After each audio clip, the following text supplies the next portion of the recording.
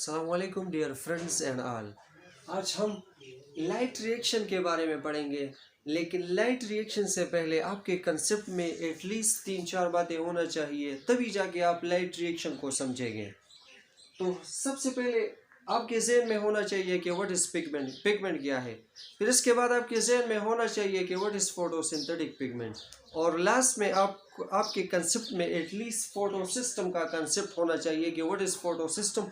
और फिर photo system के दो पार्ट्स हैं, एक एंटीना कम्प्लेक्स और दूसरा रिएक्शन सेंटर। इसी 3-4 बातों को आप समझेंगे तभी जाके आप लाइट रिएक्शन को समझेंगे।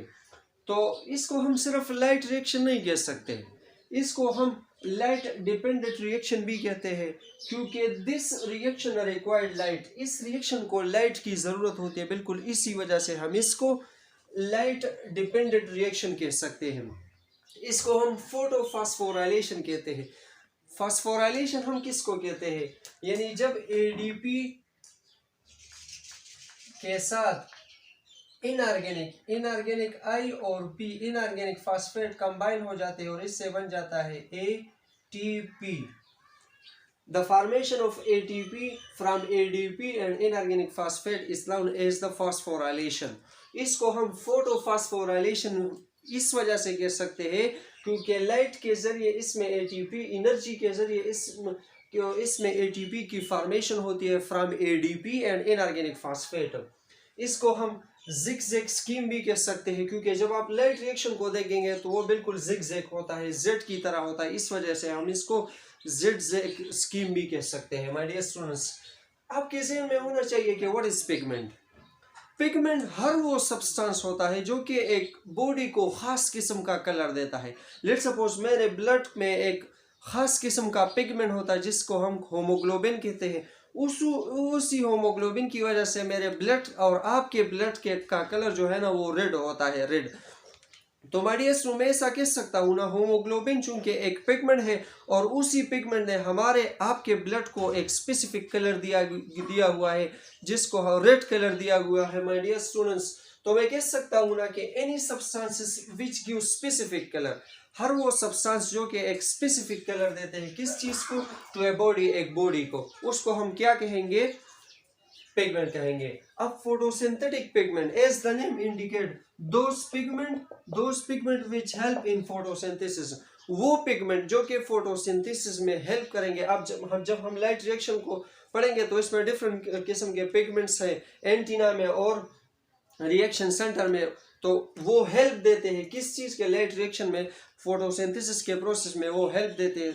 हम इंशाल्लाह आगे पढ़ते हैं। अब फोटोसिस्टम क्या है, अब इसी ग्रुप ऑफ फोटोसिंथेटिक पिगमेंट को मैंने उल्टा लिया। यहाँ पे माय डियर स्टूडेंट्स हमारे पास फोटोसिस्टम का स्ट्रक्चर है। फोटोसिस्टम किसे कहते हैं, ग्रुप ऑफ फोटोसिंथेटिक पिगमेंट, यानी जब हम क्लस्टर ऑफ फोटोसिंथेटिक पिगमेंट को ले लेते हैं, ग्रुप ऑफ फोटोसिंथेटिक पिगमेंट को ले लेते हैं, तो इसको हम क्या कहेंगे, फोटोसिस्टम कहेंगे। फिर फोटोसिस्टम के दो पार्ट्स है। ये फोटोसिस्टम का लेट्स सपोज हमारे पास स्ट्रक्चर है, ये इसका लोअर पार्ट है, एक इसका लोअर पार्ट है, लोअर पार्ट नीचे वाला हिस्सा है, और दूसरा इसका अपर पार्ट है। ये जो अपर पार्ट है इसको हम कहते हैं लाइट रिएक्शन सेंटर।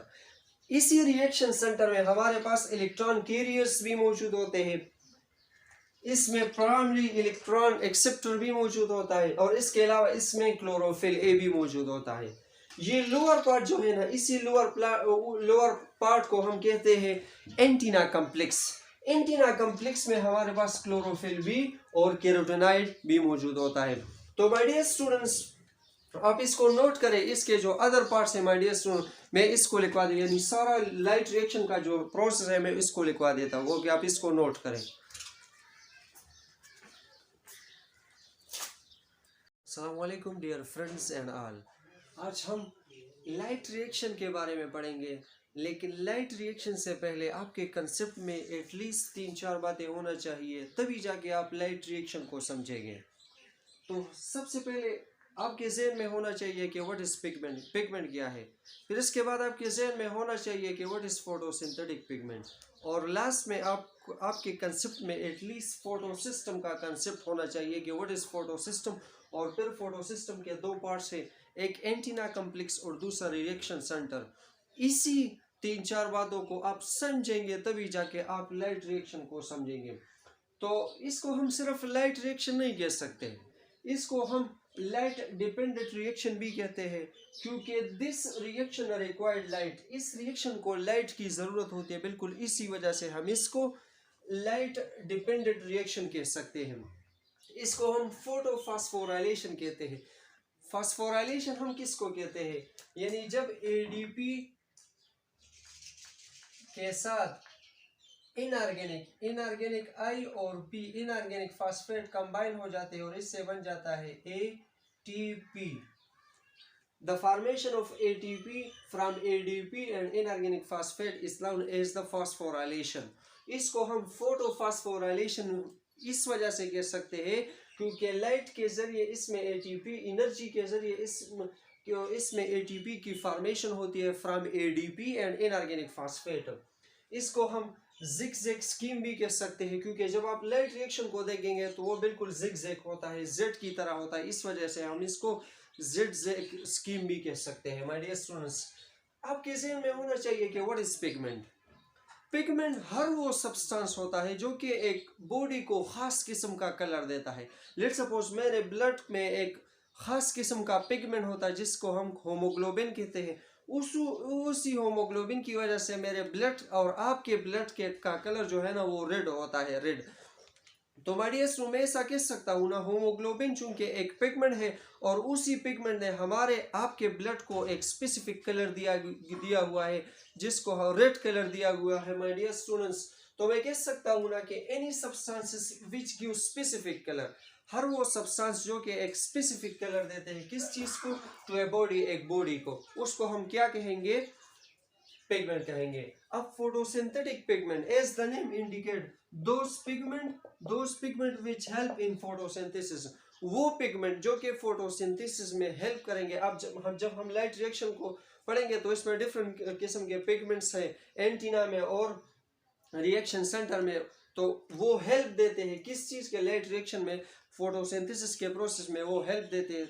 हम इंशाल्लाह आगे पढ़ते हैं। अब फोटोसिस्टम क्या है, अब इसी ग्रुप ऑफ फोटोसिंथेटिक पिगमेंट को मैंने उल्टा लिया। यहाँ पे माय डियर स्टूडेंट्स हमारे पास फोटोसिस्टम का स्ट्रक्चर है। फोटोसिस्टम किसे कहते हैं, ग्रुप ऑफ फोटोसिंथेटिक पिगमेंट, यानी जब हम क्लस्टर ऑफ फोटोसिंथेटिक पिगमेंट को ले लेते हैं, ग्रुप ऑफ फोटोसिंथेटिक पिगमेंट को ले लेते हैं, तो इसको हम क्या कहेंगे, फोटोसिस्टम कहेंगे।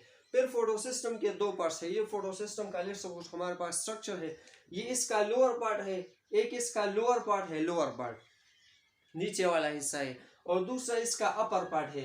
ये जो अपर पार्ट है इसको हम कहते हैं लाइट रिएक्शन सेंटर। इसी रिएक्शन सेंटर में हमारे पास इलेक्ट्रॉन कैरियर्स भी मौजूद होते हैं, इसमें प्राइमरी इलेक्ट्रॉन एक्सेप्टर भी मौजूद होता है, और इसके अलावा इसमें क्लोरोफिल ए भी मौजूद होता है। ये लोअर पार्ट जो है ना, इसी लोअर पार्ट को हम कहते हैं एंटीना कॉम्प्लेक्स। एंटीना कॉम्प्लेक्स में हमारे पास क्लोरोफिल भी और कैरोटेनॉइड भी मौजूद होता है। तो माय डियर स्टूडेंट्स, आप इसको नोट करें, इसके जो अदर पार्ट्स है माय डियर स्टूडेंट, मैं इसको लिखवा दूँ, यानी सारा लाइट रिएक्शन का जो प्रोसेस है मैं इसको लिखवा देता हूँ, वो कि आप इसको नोट करें।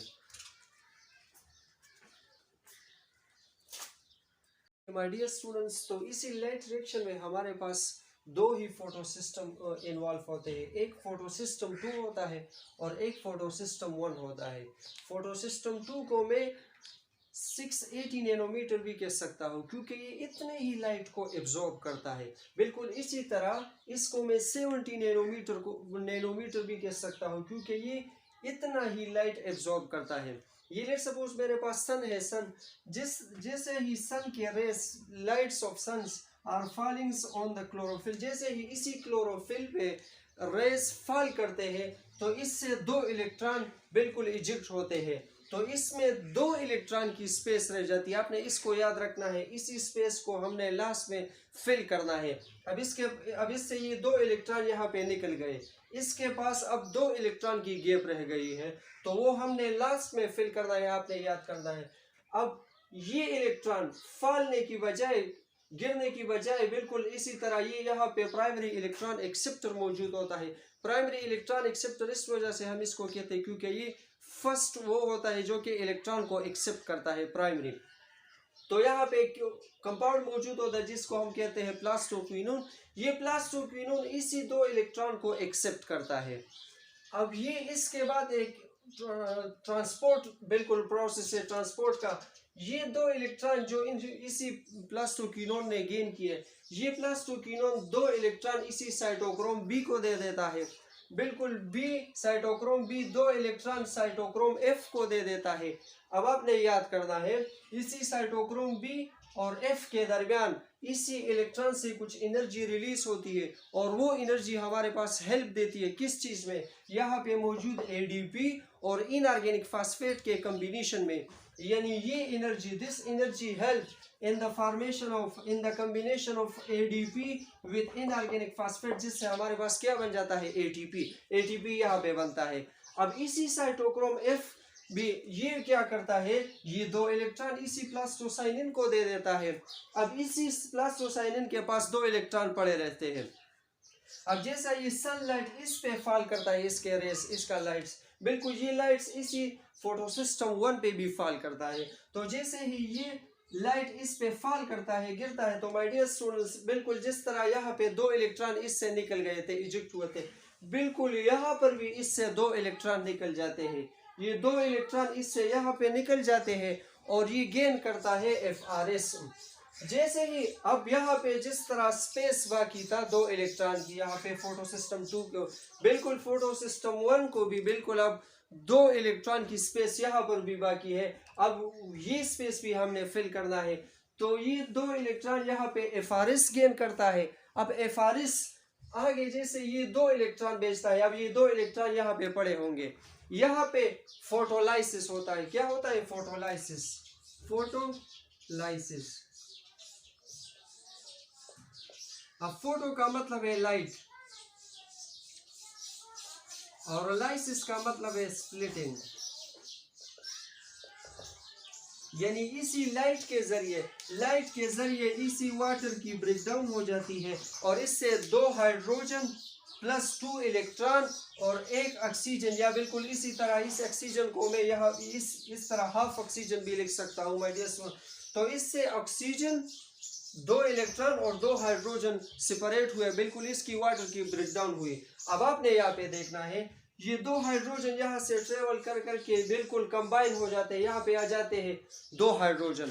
اب یہ دو ہائیڈروجن اسی دو الیکٹران کے ساتھ کمبائن ہو جاتے ہیں, تو اس سے بن جاتا ہے H2.